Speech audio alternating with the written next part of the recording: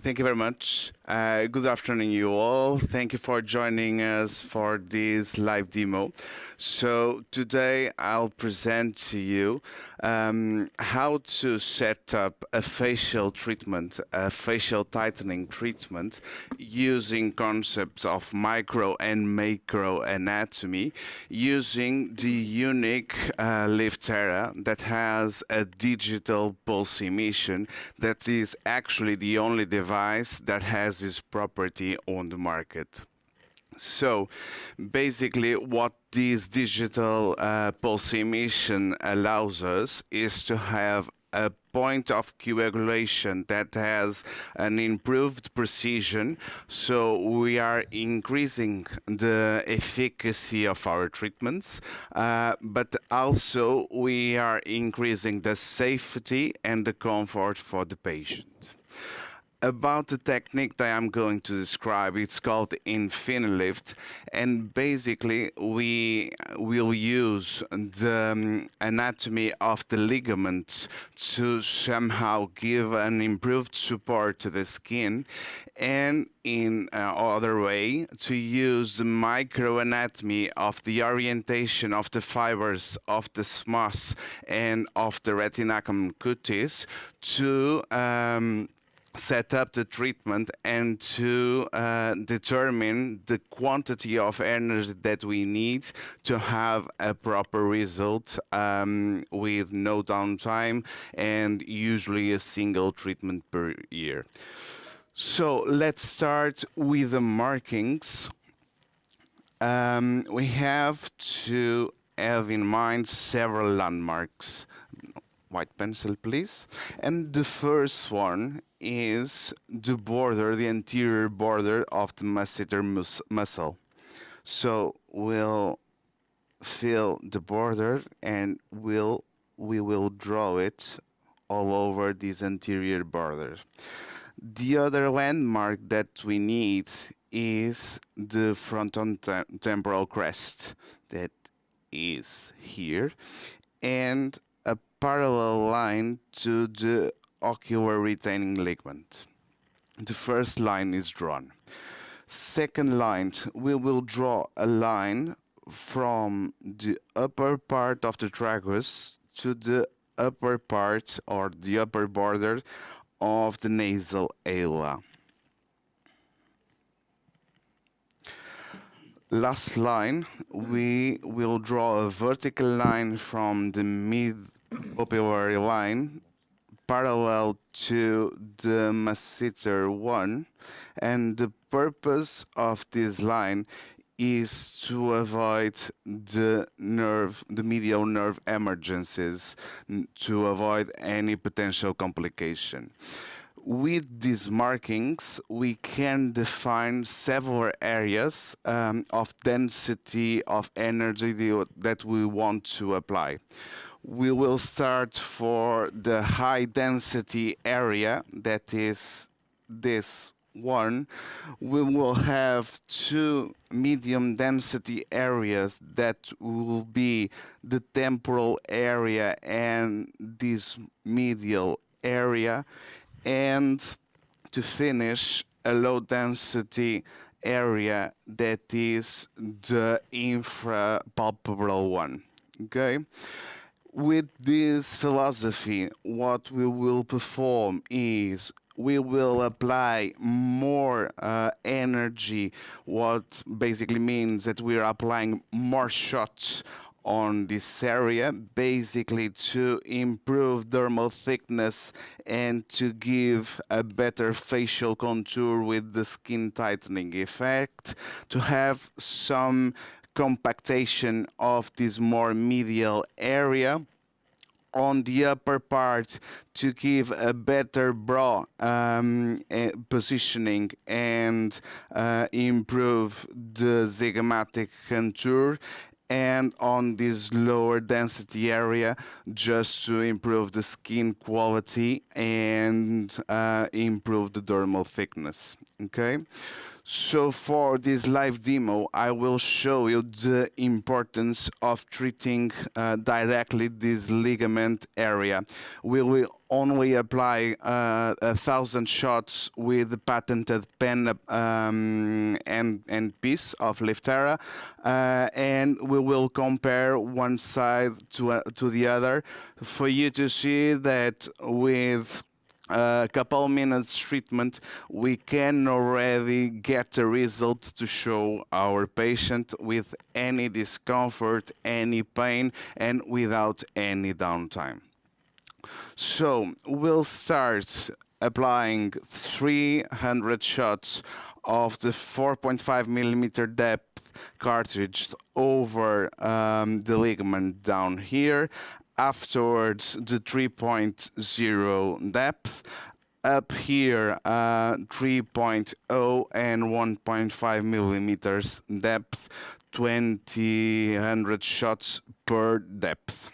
Okay. I will guide you through the setup of the machine. Well, we already have the 4.5 millimeter depth pen cartridge, and we will apply 1.2 joules of energy using 10 hertz as a frequency, and as I told you, 300 shots of this depth. Pedro, hi, Valerie Campos. Hi, Valeria. You never use any numbing cream? No. Okay. Do you do any preparation for the patient? Basically, I explain to the patient. Usually, the anesthetic cream only would help with 1.5 and 3.0 millimeters depth. And in the case of Liftera, there is no any pain, zero pain with these both depths. Eventually, with the 4.5 depth cartridge, you can feel some pricking, but the anesthetic doesn't get at this depth, so it's not useful. It has no purpose at all to use anesthetic using Liftera. Great. And the pain can be a parameter as well, I guess. Yes, but usually with Liftera, as we don't have any pain with the treatment, we don't. If we have pain, yes, it would be an alarm. Yeah, exactly. I don't have in hundreds patients treated one patient complaining with a significant pain that would make me stop the treatment or raise any alarm. Okay. Great. So we will use two different moves, mainly on the bottom part. First, I will apply what we call, and it's patented by Asteris, the moving technique, for us to gently heat the layer that we want, and to decrease the thermal impedance for the shots that we are delivering afterwards. So I'm just spreading the gel, and I will start moving, press, and I'll start firing on circular moves, just 2 passes. And this first part is done. After this, like an hashtag movement, first of all, vertical moves and strokes, and afterwards, perpendicular ones. Pedro, did you have any side effect? Up to date, just less than 0.7% of mandibular edema when I need to somehow empty the face. So when I need to deliver a greater amount of energy. But we are talking about... But no scar, just like a transient. No, just edema. Oh, okay. A transient okay. edema. Uh-huh. We are moving to the 3.0 depth. Okay. So about the energy that we are using, we will use 0.7 joules, and again 300 shots. The way of doing it is pretty much the same. So first of all, the circular moves to preheat the zone to lower the thermal impedance, and afterwards vertical and transversal strokes. Do you do yourself or you ask your assistant to do this? We both do. Okay. And basically, this will take just 30 seconds to get done. The whole face, how long it takes? Just the ligament lines, we are talking about 7 minutes. Okay. A proper done full face in my hands, 1 hour. Okay. So now I will keep the 3.0 end piece, selecting 200 shots on the device, and now we will treat this upper part, contouring the ocular retaining ligament and the temporal crest. We have to have a nice wrist movement to assure that we always are perpendicular to the skin. And just doing this, we can immediately see an eyebrow repositioning. Now we will move towards the 1.5 millimeter depth and just treating the upper part. Here we will use 0.5 joules of energy, 200 shots too, and let's go doing the same thing. A little bit more of gel, please. How frequently do you repeat the treatment, or when do you call the patient after first? So it depends on the type of treatment. If I see there is an increased sagging in zones that we know that we have an elongation of the retinaculum cutis, such as the pre-jowl, such as if I need to debulk the face to get the face thinner, I reschedule the patient at 6 weeks to give more shots on these areas. If it's just a plain treatment, I schedule the patient at 3 months. That's when we expect the results to get to the stabilization, to the top of the result after the procedure. So I'm applying the 200 shots on the ocular retaining ligament and on the temporal crest. And that will take around 20 seconds. And that's it. Gauzes, please. Do you have any question for the audience? Yes, please.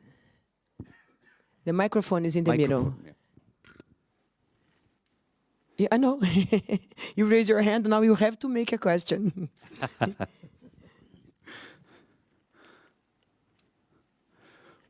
I think it would be interesting if you could see both faces, if you could sit for us to appreciate the brown lift. I will. I'm just cleaning before showing you the difference.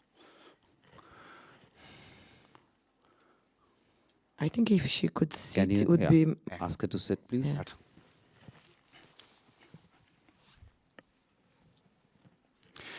Okay. Yes, we can see it. can see, Yes, it's visible. Okay, and Yeah, if you look, I will ask, because light is not uniform. It almost seems that you have some lifting on this zygomatic area when you compare to the other side, because the light flows differently the one side to another. Yeah, we can see from here. The image is really good. So Yes. you said that this will increase till 3 months. Yeah. This is the immediate result.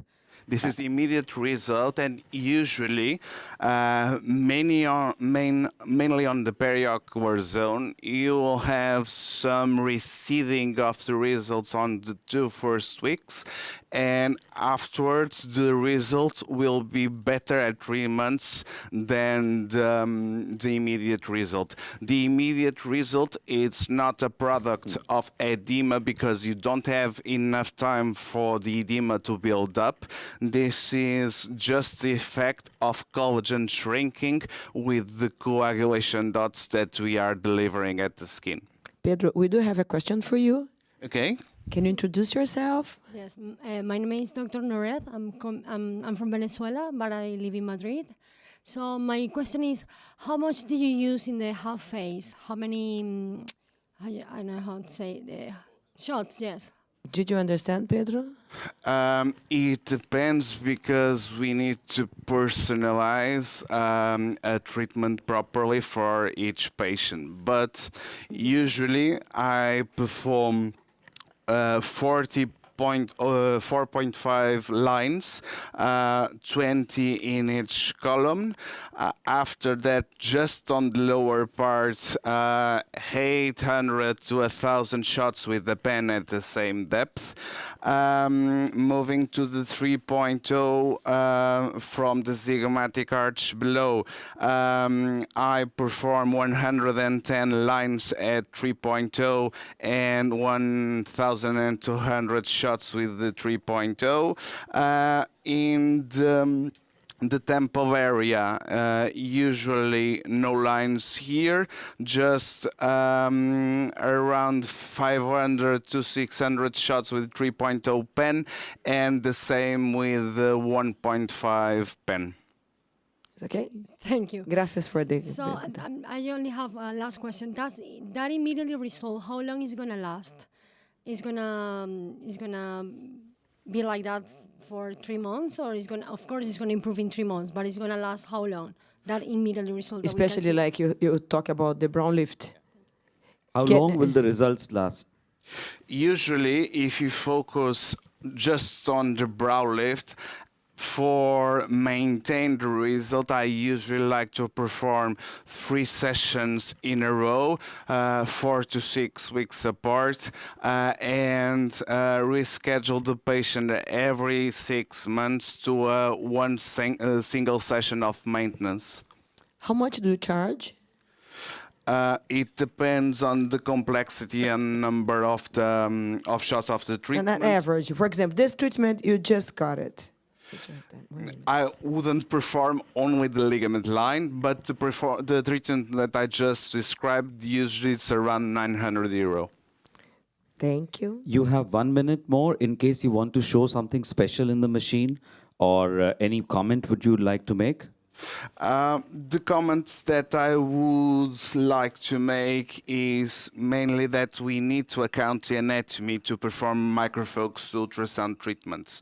So, for instance, using 4.5 millimeters depth on the temple area or on empty necks is purposeless, because here we will be firing at the bone, and usually on empty necks, if the platysma is 2.6 to 3 millimeter depth, so using a 4.5 won't give us any result and potentially any serious side effects, so there is no purpose to use it. So study your patients, individualize your treatments, don't forget the anatomy, either the macro, either the micro, and either the individualized one. Fantastic. We have one one more extra- last question for you. I just wanted to ask whether real-time visualization of the skin, as you see in some devices, does that help when you're doing the focused ultrasound? I don't think so. I think that eventually, if you want, you can do some ligament mapping and depth mapping before performing the treatment if you want a proper individualization of the treatment. Just that. Beyond that, eventually, if you want to do an elastography 3 months after to show the improved elasticity and fiber density of the skin, but beyond that, I don't believe there are any other tools, mainly real time, that will help you to improve your results and be safer than this way. Doesn't the Thank real you time so- doesn't the real time Just visualization very quick because Yeah. we're running out of time. Does the real time visualization not help you in gauging the depth?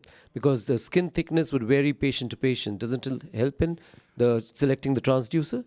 The transducer that is used usually combined with an ultrasound emitter has not sufficient quality to allow it to have a proper mapping of the skin.